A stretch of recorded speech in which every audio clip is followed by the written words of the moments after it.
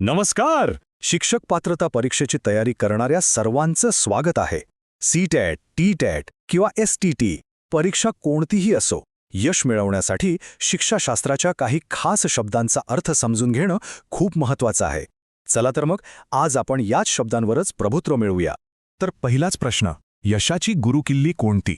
खरं तर याचं उत्तर असं एका शब्दात देता येणार नाही, पण ते काही महत्त्वाच्या संकल्पनांमध्ये नक्कीच दडलेलं आहे. आणि आज आपण त्याच संकल्पना समजून घेऊन उत्तराच्या दिशेने एक महत्त्वाचं पाऊल टाकणार आहोत. ठीक आहे, चला तर मग सुरुवात करूया.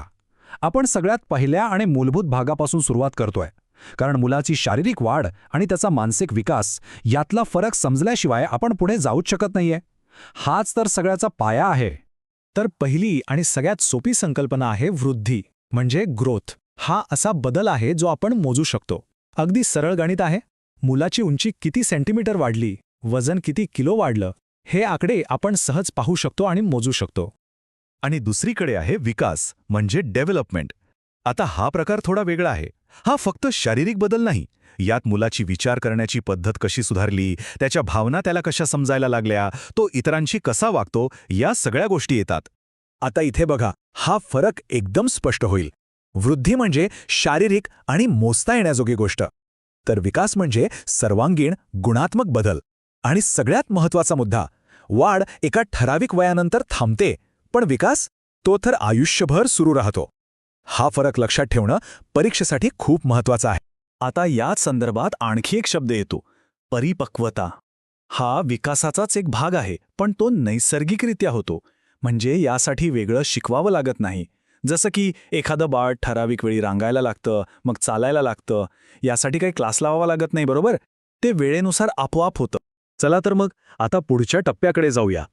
वाढ आणि विकास तर झाला, पण शिक्षण म्हणजे ज्ञान मिळतं कसं? शिकण्याची ही प्रक्रिया नक्की चालते तरी कशी? आता आपण शिकण्यामागच्या काही महत्त्वाच्या गोष्टी समजून घेऊया. शिकण्याच्या प्रक्रियेचा केंद्रबिंदू आहे अधिगम, म्हणजेच लर्निंग. सोप्या भाषेत सांगायचं तर अनुभवातून आपल्या वागण्यात जो कायमचा बदल होतो त्यालाच अधिगम म्हणतात. जसं की गरम भांड्याला चटका बसल्यावर आपण पुन्हा त्याला हात लावत नाही. हा जो अनुभवातून कायमचा बदल झाला ना, तोच आहे अधिगम. पण शिकण्याची इच्छा येते कुठून? यातला पहिला प्रकार आहे आंतरिक प्रेरणा, म्हणजे आतून येणारी इच्छा. कोणीतरी सांगतंय म्हणून नाही, तर स्वतःच्या आनंदासाठी, काहीतरी नवीन जाणून घेण्याच्या जिज्ञासेपोटी शिकणं. ही प्रेरणा सगळ्यात जास्त प्रभावी असते आणि खूप काळ टिकते. आणि याच्या अगदी उलट आहे बाह्य प्रेरणा, म्हणजे शिकण्यामागे बाहेरचं काहीतरी कारण असतं, जसं की चांगले मार्क मिळावेत, बक्षीस मिळावं किंवा शिक्षा होऊ नये म्हणून अभ्यास करणं. ही सुद्धा प्रेरणा आहेच, पण ती बऱ्याचदा तात्पुरती असते. इथे बघा, हा फरक किती छान दिसतोय. आंतरिक प्रेरणा स्वतःसाठी असते, ज्ञानासाठी, तर बाह्य प्रेरणा बक्षिसांसाठी किंवा इतरांसाठी असते. एक जास्त काळ टिकते, दुसरी कमी. आणि एक चांगला शिक्षक या दोन्ही प्रेरणांचा योग्य वेळी योग्य वापर करतो. आता बघूया सुदृढीकरण. याचा वापर मुलांच्या वर्तनाला योग्य आकार देण्यासाठी होतो. पहिला प्रकार सोपा आहे, सकारात्मक सुदृढीकरण, म्हणजे काहीतरी चांगलं देऊन प्रोत्साहन देणं, जसं की शाब्बासकी देणं किंवा एक स्टार देणं. दुसरा प्रकार आहे नकारात्मक सुदृढीकरण. इथे काहीतरी नावडणारी गोष्ट टाळली जाते किंवा काढून घेतली जाते. लक्षात घ्या, ही शिक्षा नाही. उदाहरणार्थ, अभ्यास वेळेवर केला म्हणून आज ओरडा खावा लागला नाही. हा जो ओरडा टाळला गेला ना, हे आहे नकारात्मक सुदृढीकरण.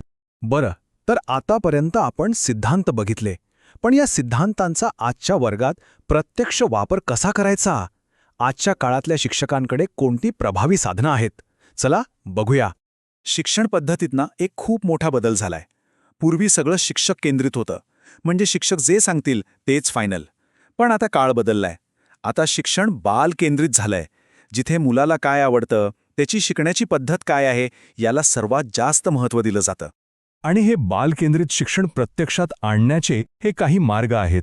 नुसतं बसून ऐकण्याऐवजी काहीतरी करून शिकणे, खेळता खेळता खेळातून शिकणे, मित्रांसोबत गटात एकत्र शिकणे आणि प्रत्यक्ष अनुभवातून शिकणे, या सगळ्याचा एकच उद्देश आहे, मुलाला शिकण्याच्या प्रक्रियेचा केंद्रबिंदू बनवणे. आधुनिक शिक्षणातली ही एक अत्यंत महत्त्वाची संकल्पना आहे समावेशी शिक्षा.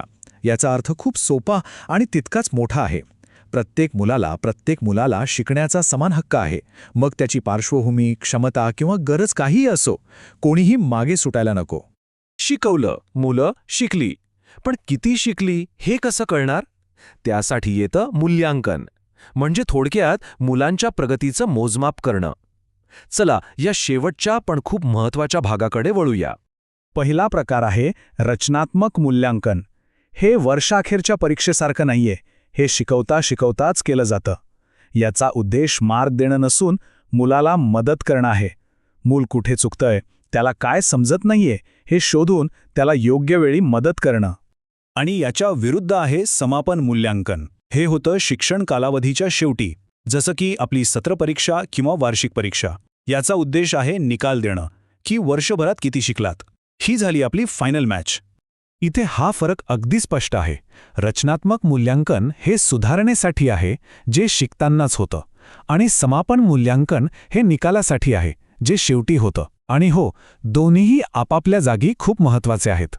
आणि मग या दोन्ही प्रकारांना एकत्र आणणारी एक मोठी प्रणाली आहे CCE, म्हणजेच सतत आणि व्यापक मूल्यांकन.